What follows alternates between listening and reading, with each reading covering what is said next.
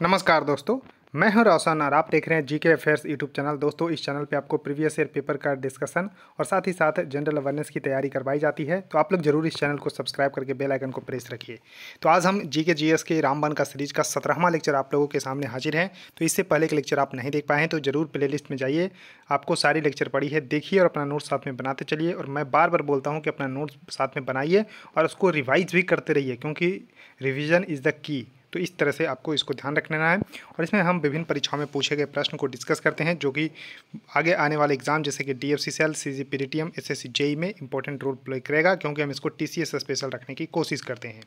और पीडीएफ चाहिए तो आप हमारे टेलीग्राम चैनल से जुड़ सकते हैं, जिसका लिंक आपको नीचे डिस्क्रिप्शन में दिया हुआ है। और आपके पास कोई भी एग्जाम का क्वेश्चन पेपर होता है तो gkafairs25@gmail.com पे भेज सकते हैं। तो देखिए यहाँ पर क्वेश्चन नंबर 241 है, जो कि देखिए पूछा किस एग्जाम में गया है तो यूपीपीसीएल एई में जो सिविल में एग्जाम हुआ था 31 अक्टूबर 2022 को, उसमें पूछा गया था कि निम्नलिखित में से कौन सा देश भारत के साथ सबसे छोटी अंतर्राष्ट्रीय सीमा साझा करता है। तो देखिए हम मानेंगे भारत के जो गृह मंत्रालय के जो ऑफिशियल वेबसाइट है उसके अनुसार हम मानेंगे, तो यहाँ पर आपको अफ़गानिस्तान इसका सही उत्तर होना चाहिए था। अफ़गानिस्तान होना चाहिए था, लेकिन अफ़गानिस्तान में आप देखेंगे तो ऑप्शन में ही नहीं है। तो यहाँ पर आपको मैं बार बार बोलता हूँ कि आपको सबसे लंबी सीमा साझा करने वाली और सबसे छोटी ना याद रख के आपको सभी को याद रखना होगा, क्योंकि भारत जो है 7 देशों के साथ अंतर्राष्ट्रीय सीमा साझा करती है। तो सातों का नाम आपको पता होना चाहिए। तो उस हिसाब से देखेंगे तो उसके बाद अफ़गानिस्तान सबसे कम 106 किलोमीटर, उसके बाद जो है नंबर आता है भूटान का सबसे कम में। तो करेक्ट उत्तर इसका ये सही होगा। अब देखिए जो ऑफिशियल वेबसाइट है उसके आप मैप देख सकते हैं। तो ये मिनिस्ट्री ऑफ होम अफेयर के द्वारा मैप प्रोवाइड करवाया गया है, जिसमें आप देख पा रहे होंगे सबसे ज़्यादा भारत और बांग्लादेश के बीच में 4096 किलोमीटर की सीमा साझा करती है। तो इस तरह से उसके बाद चाइना आप देख सकते हैं तो 3488 किलोमीटर, 3488 किलोमीटर है। इस तरह से आप देख पा रहे होंगे। फिर यहाँ पर पाकिस्तान है 3323 किलोमीटर। फिर नेपाल यहाँ पर देख पा रहे होंगे 1751। फिर म्यांमार देख पा रहे होंगे 1643 किलोमीटर। फिर यहाँ पर आप देख पा रहे होंगे भूटान 699 किलोमीटर। और फिर अफ़गानिस्तान, तो देखिए अफ़गानिस्तान के साथ भी 106 किलोमीटर लंबी जो है सीमा साझा करती है, जो भी वर्तमान में लद्दाख है तो लद्दाख से यहाँ पर सीमा साझा करती है। तो इस तरह से आप लोग देख पा रहे होंगे। और कोस्ट लाइन है 7516.6 किलोमीटर। तो इस तरह से ये देखिए मैप प्रोवाइड करवाया गया है। और उसके अलावा यहाँ पर आपको जो है कुछ डेटा भी है, जैसे India has 15,106.7 kilometre of land border. ध्यान रखिएगा 15,106.7 किलोमीटर लैंड बॉर्डर है, जो कि 7 कंट्री के साथ सीमा साझा करती है। और साथ ही साथ समुद्री सीमा भी है, यानी कि कोस्ट लाइन है 7516.6 किलोमीटर। तो ये दोनों डेटा आपको जरूर याद रखना है। 15,106.7 किलोमीटर हमारा लैंड बॉर्डर है 7 देशों के साथ, और 7516.6 किलोमीटर है जो कोस्ट लाइन है। और सबसे लंबी जो कोस्ट लाइन है गुजरात की है, ये भी आपको ध्यान रख लेना है। अब देखिए यहाँ पर जो 7 कंट्री है डेटा देख पा रहे होंगे। तो देखिए इसमें एक निमोनिक्स याद रखना है, बचपन में MBA। तो देखिए बचपन, इसको बचपन में जो है यहाँ साइलेंट रख लेना है MBA। तो यहाँ पर आप देख पा रहे होंगे 7 कंट्री है। तो देखिए यहाँ पर बचपन, B से हो गया बांग्लादेश, C से चाइना, P से पाकिस्तान, N से नेपाल, M से म्यांमार, B से भूटान और A से अफ़गानिस्तान। तो इस तरह से बचपन में MBA आपको निमोनिक्स यानी कि ट्रिक याद रख लेना है। और भारत की जो यहाँ पर अंतर्राष्ट्रीय सीमा है उससे जो है आपको एकदम याद हो जाएगा। तो सबसे ज़्यादा देखिए 4096, 106 किलोमीटर अफगानिस्तान के साथ, टोटल जो है 15,106.7 किलोमीटर है। तो इस तरह से आपको सभी को याद रख लीजिएगा। स्क्रीनशॉट लेके आपको नोटबुक में जरूर नोट डाउन कर लीजिए, बहुत बार एग्जाम में क्वेश्चन पूछे जाते हैं। उसका देखिए क्वेश्चन है कि किस शहर में हवाई अड्डे का नाम स्वामी विवेकानंद के नाम पर रखा गया है। तो देखिए स्वामी विवेकानंद बहुत ही इंपॉर्टेंट पर्सनालिटी थे। इनके जन्म दिवस 12 जनवरी को नेशनल यूथ डे के रूप में हम लोग मनाते हैं। तो इनके नाम पे एक अंतर्राष्ट्रीय हवाई अड्डा है जो कि रायपुर में है। इसको जरूर ध्यान रखिएगा, करेक्ट उत्तर इसका ये सही हो जाएगा। अब देखिए जो स्वामी विवेकानंद इंटरनेशनल एयरपोर्ट, जिसको पहले माना एयरपोर्ट के नाम से जाना जाता था, वो रायपुर में है, छत्तीसगढ़ में। तो इस तरह से आपको करेक्ट उत्तर रायपुर ध्यान रख लीजिएगा। अब देखिए कुछ इंपॉर्टेंट एयरपोर्ट है। तो देखिए दिल्ली का जो एयरपोर्ट है इसका देखिए कोड भी यहाँ साथ में लिखा हुआ है, कोड भी कई बार पूछे गए हैं। तो दिल्ली DEL इसका कोड है, IATA का कोड है। तो दिल्ली का जो एयरपोर्ट है इंदिरा गांधी इंटरनेशनल एयरपोर्ट इसको बोला जाता है। महाराष्ट्र का जो एयरपोर्ट है उसका कोड है BOM, जो कि छत्रपति शिवाजी महाराज इंटरनेशनल एयरपोर्ट के नाम से जाना जाता है। उसका देखिए बेंगलुरु का जो एयरपोर्ट है वो केम्पागोड़ा इंटरनेशनल एयरपोर्ट है, BLR है। राजीव गांधी इंटरनेशनल एयरपोर्ट जो कि हैदराबाद का एयरपोर्ट का नाम है, HD है। उसका देखिए चेन्नई का कोड है MAA, एक कई बार एग्जाम में पूछा गया है, MAA कोड है, IATA code, Chennai international airport है। कोलकाता देखिए CCU इसका कोड है, जो कि नेताजी सुभाष चंद्र बोस इंटरनेशनल एयरपोर्ट है, तो ध्यान रखिएगा। उसके बाद देखिए अहमदाबाद जो इंटरनेशनल एयरपोर्ट है उसको है सरदार वल्लभ भाई पटेल इंटरनेशनल एयरपोर्ट, AMD इसका कोड है। कोच्चि एयरपोर्ट COK इसका कोड है, कोचीन इंटरनेशनल एयरपोर्ट है। तो कुछ इंटरनेशनल एयरपोर्ट है जिसका मैंने आपको यहाँ पर जिक्र किया है। तो इस तरह से जो है आगे क्वेश्चन में हम डिस्कशन करते रहेंगे, तो लगातार आपको जरूर जो है वीडियो देखते रहना और नोट्स बनाते रहना है। अब देखिए क्वेश्चन है कि निम्नलिखित में से किसने भारतीय राष्ट्रीय ध्वज को डिजाइन किया है। तो देखिए भारत के जो ट्राई कलर है यानी कि 3 रंग का जो ध्वज है उसको डिज़ाइन किए थे पिंगली वेंकैया जी। तो पिंगली वेंकैया इसका सही उत्तर होगा, तो ध्यान रखिएगा। और एक ट्राई कलर भी देख लीजिए, जो कि देखते ही दिलों में एक अच्छा सा एहसास होता है। तो ये देखिए 3 कलर का है, ऊपर केसरिया, बीच में सफ़ेद, हरे रंग यहाँ पर नीचे है, और यहाँ पर बीच में एक आपको जो है नेवी ब्लू कलर का एक चक्र देखने को मिलता है, जिसमें 24 तिलियां हैं, 24 स्पोक्स हैं। इसको डिज़ाइन किए थे पिंगली वेंकैया, और संविधान सभा के द्वारा इसको अपनाया गया था 22 जुलाई। ध्यान रखिएगा, ये डेट इंपॉर्टेंट है, 22 जुलाई 1947 को इसको अपनाया गया था, इसलिए 22 जुलाई को राष्ट्रीय झंडा दिवस के रूप में भी हम लोग मनाते हैं। तो इस तरह से, और इसका देखिए जो रेशियो होता है 3:2 में होता है, यानी कि रेशियो लंबाई 3 है तो उसका चौड़ाई जो है 2 अनुपात में होगा। तो इस तरह से आपको जरूर इतना ध्यान रख लीजिएगा। उसके देखिए नेक्स्ट क्वेश्चन है कि किसी नियोक्ता द्वारा अपने कर्मचारियों को नगद वेतन या भुगतान की गई मजदूरी के अलावा प्रदान किए जाने वाले अनुलाभों पर कराधान को क्या बोलते हैं। तो फ्रिंज बेनिफिट टैक्स उसको बोलते हैं। तो करेक्ट उत्तर इसका ए सही होगा, यानी कि the taxation of the perquisite provided by an employer to his employee in addition to the cash salary और बेजेस पेड, तो उसको बोलते हैं फ्रिंज बेनिफिट टैक्स। तो इसको जरूर ध्यान रखना है कि अदर जो यानी उसके अलावा जो सैलरी के अलावा जो बेनिफिट मिलता है उस पर अगर टैक्स लग जाती है तो फ्रिंज बेनिफिट टैक्स उसको बोलते हैं। और देखिए टैक्स ऑन टैक्स अगर लगते हैं जो स्पेसिफिक पर्पस के लिए लगते हैं, जैसे कि education cess, medical cess, environment cess, तो इसको यानी कि टैक्स ऑन टैक्स उसको बोलते हैं सेस। तो CESS उसको बोलते हैं, इसको ध्यान रखिएगा। और जो कंपनी पे टैक्स लगती है उसको कॉरपोरेशन टैक्स उसको बोलते हैं। तो इस तरह से अब देखिए सिक्योरिटी ट्रांजैक्शन टैक्स होता है, तो ये जनरली जो है शेयर मार्केट में सेबी के द्वारा जो है लगाया जाता है, तो इसको जरूर ध्यान रख लीजिएगा। उसके देखिए नेक्स्ट क्वेश्चन आपके सामने है कि which of the following language is not included under the 8th schedule of the Indian constitution, यानी कि जो भारतीय संविधान की 8वीं अनुसूची है उसमें कौन सी भाषा इसमें शामिल नहीं है। तो देखिए कोंकणी शामिल है, असमिया शामिल है और संथाली भी शामिल है। तो आपको ध्यान रखना होगा जब संविधान बने थे तो उसमें जो है 14 भाषा रखी गई थी, 14 भाषा, लेकिन फिर 8 इसमें और ऐड कर दिया गया। कुल मिलाकर अभी बात किया जाए तो 22 भाषा है 8वीं अनुसूची में। टोटल अनुसूची है, आपको ध्यान रखना है 12। तो शुरू में अनुसूची भी 8 थी, फिर इसमें जो है संशोधन करके 12 तक पहुंचाया गया। तो 8वीं अनुसूची में यहाँ पर 14 भाषा थे, 8 और ऐड करके यहाँ पर अब टोटल भाषा 22 हो गई है। तो क्या इंग्लिश इसमें शामिल है? नहीं। इंग्लिश आपको जरूर ध्यान रख लेना है कि जो 8वीं अनुसूची में जो 22 भाषा है उसमें इंग्लिश शामिल नहीं है, अंग्रेजी शामिल नहीं है। अब देखिए इसका करेक्ट उत्तर होगा तुलु। तो करेक्ट उत्तर सी ध्यान रखिएगा, तुलु है। अब देखिए जो भाषा है उसको कब कब ऐड किया गया, तो देखिए 8 भाषा को जो ऐड किया गया तो इसमें जो है आपको सभी भाषा का नाम एक बार ज़रूर देख लीजिए। असामीज़, बंगाली, गुजराती, हिंदी, कन्नड़, कश्मीरी, कोंकणी, मलयालम, मणिपुरी, मराठी, नेपाली, उड़िया, पंजाबी, संस्कृत, सिंधी, तमिल, तेलुगु, उर्दू, बोडो, संथाली, मैथिली और डोगरी। अब देखिए 14 जो लैंग्वेज था उसको जो है, अब देखिए सिंधी को कब ऐड किया गया, तो 1967 में 21वीं संविधान संशोधन किया गया। तो ध्यान रखिएगा 21वीं संविधान संशोधन 1967 में किया गया। इसके तहत जो है सिंधी को भारतीय संविधान की 8वीं अनुसूची में जोड़ा गया। उसके बाद फिर किया गया, आपको ध्यान रख लेना है 1992 में 71वीं संविधान संशोधन किया गया, जिसके तहत आपको 3 भाषा को जोड़ा गया। 3 भाषा कौन था, तो नमक, ध्यान रखिएगा, नमक जोड़ा गया 1992 में 71वीं संविधान संशोधन के द्वारा। तो नेपाली, मणिपुरी और कोंकणी, ध्यान रखिएगा, कोंकणी, मणिपुरी और नेपाली को जोड़ा गया। फिर यहाँ पर जो है 2004 में किया गया 90। अब देखिए इसको याद कैसे रखेंगे, तो देखिए 21 किया गया, फिर 71, इन दोनों को जोड़ देंगे तो 92 संविधान संशोधन 2004 में किया गया, जिसके तहत जो है बोडो, डोगरी, मैथिली और संथाली को जोड़ा गया। तो बोडो, डोगरी, मैथिली और संथाली को जोड़ा गया, तो इस तरह से जो है कुल 22 भाषा हो चुका है। उसका देखिए नेक्स्ट क्वेश्चन आपके सामने है कि भारत के किस पड़ोसी देश की आधिकारिक भाषा दारी और पाश्तो है। तो देखिए दारी और पाश्तो जो है अफगानिस्तान की भाषा है, तो इस तरह से करेक्ट उत्तर इसका ये सही होगा। और ये आपको भारत के अंतर्राष्ट्रीय सीमा भी साझा करती है, सबसे कम 106 किलोमीटर। तो ये पड़ोसी देश हैं, तो इनको जरूर ध्यान रखिएगा कि दारी और पाश्तो इसका जो है ऑफिशियल यानी कि आधिकारिक भाषा है।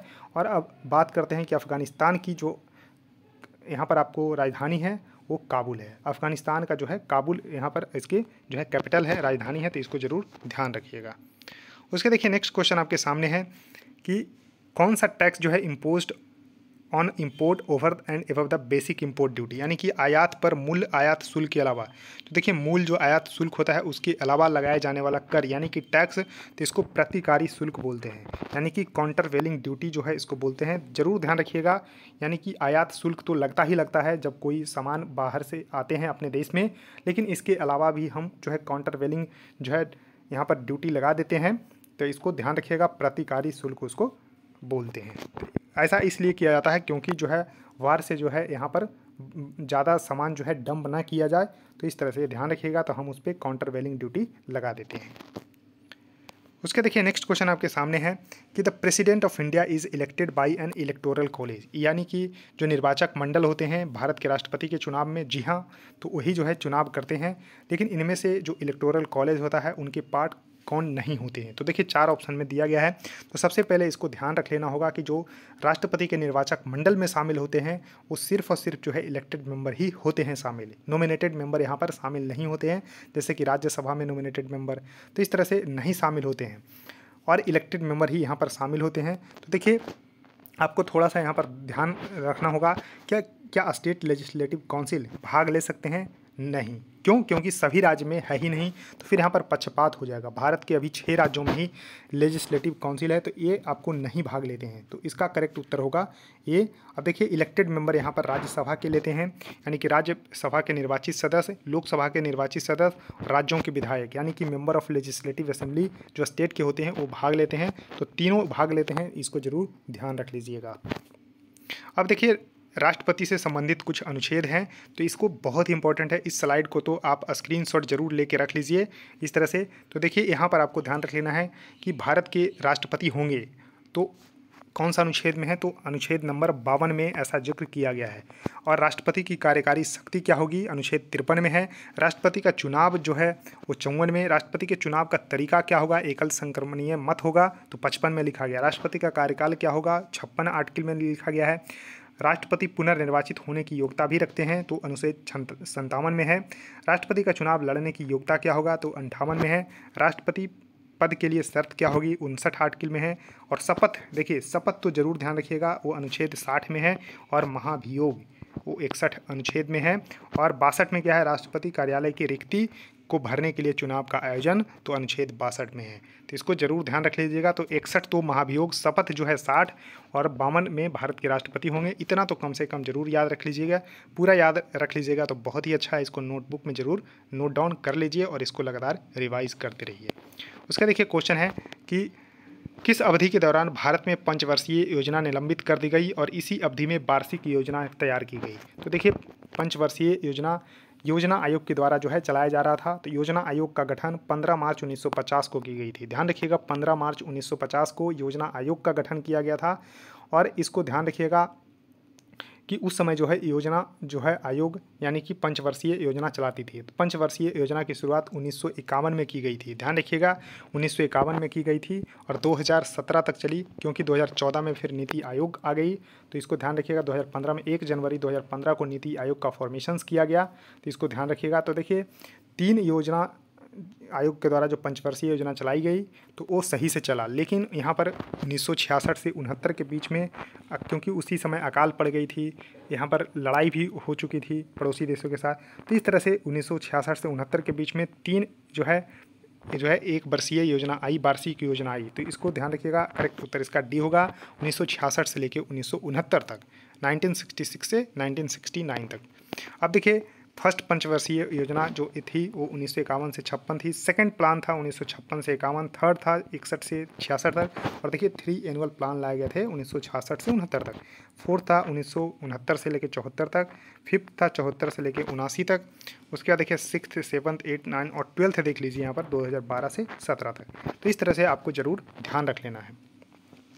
अब देखिए क्वेश्चन है कि भारत में राष्ट्रीय चीनी अनुसंधान संस्थान का मुख्यालय कहाँ पर है। तो देखिए राष्ट्रीय चीनी अनुसंधान संस्थान नेशनल शुगर रिसर्च इंस्टीट्यूट कहाँ पर लोकेटेड है। तो दोस्तों ये लोकेटेड है कानपुर में। तो इसको जरूर ध्यान रख लीजिएगा। तो करेक्ट उत्तर इसका डी सही होगा। उसके बाद देखिए नेक्स्ट क्वेश्चन है कि गुप्त वंश के किस शासक को प्रसिद्ध नालंदा विश्वविद्यालय का निर्माण कराने के लिए जाना जाता है। तो देखिए नालंदा जो यहाँ पर विश्वविद्यालय था उसको गुप्त वंश के यहाँ पर प्रसिद्ध शासक कुमार गुप्त प्रथम ने जो है इसका निर्माण कराया था। ध्यान रखिएगा करेक्ट उत्तर इसका ए सही होगा। कुमार गुप्त प्रथम के द्वारा जो है नालंदा विश्वविद्यालय की स्थापना की गई थी। अब देखिए गुप्त वंश के संस्थापक की बात करते हैं तो श्री गुप्त थे। श्री गुप्त के द्वारा गुप्त वंश की स्थापना की गई थी। तो इसको ध्यान रखिएगा। और इसी के शासक कुमार गुप्त प्रथम जो थे नालंदा विश्वविद्यालय का निर्माण करवाया था। उसके देखिए नेक्स्ट क्वेश्चन आपके सामने है कि ये थोड़ा सा इंपॉर्टेंट क्वेश्चन है कि देखिए आरबीआई की भूमिकाओं जो है केंद्र और राज्य दोनों के लिए जो है बैंकर्स के रूप में जो है सेवा प्रदान करने के लिए है, और उन्हीं के लिए आरबीआई जो है WMA के रूप में उनकी प्राप्तियों और भुगतानों में जो बेमेल हो जाती है उसको निपटने के लिए अस्थायी सहायता प्रदान करता है। यानी कि जो प्राप्तियाँ हो रही है और जो भुगतान हो रही है उसमें अगर थोड़ा सा मिसमैच होता है तो यहाँ पर जो है WMA के द्वारा ही उसको निपटाता है। तो WMA क्या होती है, वेज एंड मीन्स एडवांस होते हैं। तो करेक्ट उत्तर उसका ए सही होगा। इंग्लिश में ध्यान रखिएगा WMA का फुल फॉर्म होता है वेज एंड मीन्स एडवांस। तो इसको ध्यान रखिएगा। अब देखिए इंग्लिश में ही पढ़ लीजिए। One of the RBI's role is to serve as a banker to the both central and the state government and the RBI provide temporary support. तो देखिए temporary support to tide over mismatch in their receipt and the payment in the form of WMA। तो WMA होता है veg and means advance. तो इसको ध्यान रखिएगा। अब देखिए नेक्स्ट क्वेश्चन है। अब देखिए क्वेश्चन है थोड़ा सा दूसरे एग्जाम में पूछे गए। UPPCL कैंप असिस्टेंट ग्रेड 3 31 अक्टूबर को ही इसका एग्ज़ाम हुआ था। तो देखिए भारत में यहाँ पर देखिए इसको चेंज कर देंगे central drug research institute. English वाला पढ़िएगा सेंट्रल ड्रग रिसर्च इंस्टीट्यूट। तो इसको ध्यान रखिएगा ये कहाँ पर स्थित है। तो दोस्तों ये लखनऊ में स्थित है। तो ध्यान रखिएगा करेक्ट उत्तर इसका जो है बी सही होगा कि central drug research institute located in the जो है लखनऊ। तो लखनऊ इसका सही उत्तर होगा। इसको जरूर ध्यान रख लीजिएगा। अब देखिए CDRI जो सेंट्रल ड्रग रिसर्च इंस्टीट्यूट है, एक खूबसूरत बिल्डिंग देख रहे हैं। ये CSIR की एक ऑटोनोमस बॉडी है। इसको ध्यान रखिएगा। तो 1951 में इसकी स्थापना की गई थी CDRI की सेंट्रल ड्रग रिसर्च इंस्टीट्यूट। और देखिए इसके अभी डायरेक्टर हैं राधा रंगराजन। तो राधा रंगराजन इसके अभी जो है डायरेक्टर हैं। लोकेशन देखिए लखनऊ इंडिया यानी कि उत्तर प्रदेश में स्थित है। तो ध्यान रखिएगा CDRI central drug research institute is located in the जो है लखनऊ। तो इस तरह से आपको जरूर ध्यान रख लीजिएगा। अब देखिए क्वेश्चन है कि निम्नलिखित में से कौन सा देश भारत के साथ सबसे लंबी अंतर्राष्ट्रीय सीमा साझा करता है। तो देखिए इस तरह से क्वेश्चन कई बार पूछे हैं। अभी मैंने पहले भी डिस्कस करवाया कि सबसे कम किसके साथ करता है। तो अफगानिस्तान ऑप्शन में ही नहीं था। सबसे अंतर्राष्ट्रीय सीमा साझा भारत किस देश के साथ करता है लंबी, तो बांग्लादेश के साथ। तो बांग्लादेश ऑप्शन में ही नहीं है। तो क्या करेंगे, तो वही मैंने ट्रिक बताया था कि बचपन में MBA। ध्यान रखिएगा बचपन में MBA। तो देखिए यहाँ पर आपको बांग्लादेश है ही नहीं, तो उसके बाद चाइना यहाँ पर होगा। तो करेक्ट उत्तर इसका ए होगा। चाइना के साथ यहाँ पर सही उत्तर हो जाएगा।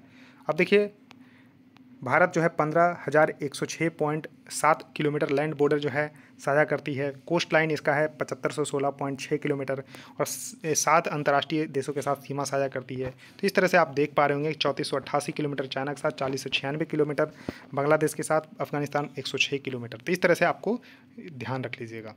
उसके देखिए नेक्स्ट क्वेश्चन है कि छत्रपति शिवाजी ने किस वर्ष प्रतापगढ़ की लड़ाई। तो देखिए प्रतापगढ़ की लड़ाई जो है कब लड़ी गई थी, जिसमें छत्रपति शिवाजी ने आदिल शाही सैनिकों को हरा दिया था। तो ध्यान रखिएगा बैटल ऑफ प्रतापगढ़ कई बार एग्जाम में पूछे गए हैं। तो 1659 ईस्वी में, 1659 ईस्वी इसका सही उत्तर होगा। 1659 जो है ईस्वी में जो है छत्रपति शिवाजी ने प्रतापगढ़ की लड़ाई में आदिल शाही सैनिकों को हरा दिया था। तो इसका डी सही उत्तर हो जाएगा।